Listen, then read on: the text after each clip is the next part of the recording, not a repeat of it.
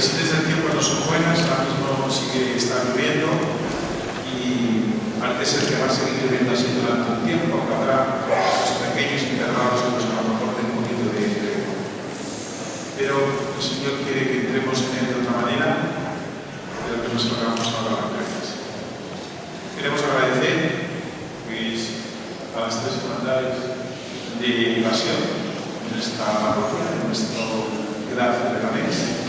Y tengo presente a una hermandad que está en el barrio de la Fortuna en estos momentos, puesto que todos estamos en un mismo quehacer, que es profundizar en los sentimientos de Cristo, para que esto nos ayude a vivir y a vivir con los hermanos y a hacer un mundo mejor. Muchísimas gracias a la hermandad del Santísimo Cristo, Pasión, a la hermandad de Nuestra Señora de la Soledad.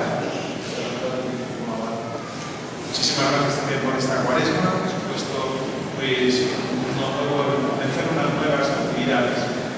Y muchas gracias a todos. También agradecer muy especialmente siempre la ayuda de nuestro ayuntamiento, de la corporación municipal. Está presente también nuestro alcalde con nosotros, Miguel Ángel. Muchísimas gracias.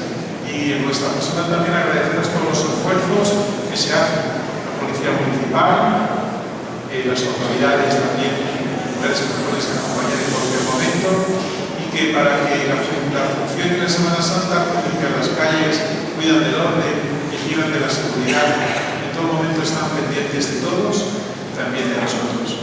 Muchísimas gracias por ser fieles seguidores.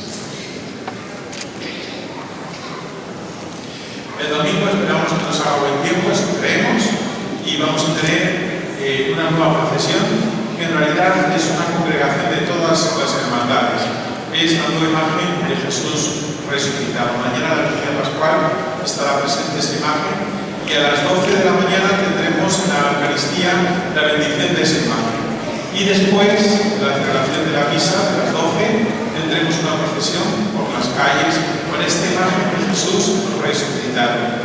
Pediros que apoyéis esta imagen, que esta procesión, porque es el comienzo de una maravillosa y nueva aventura que nos congrega a todos en el espíritu de propagar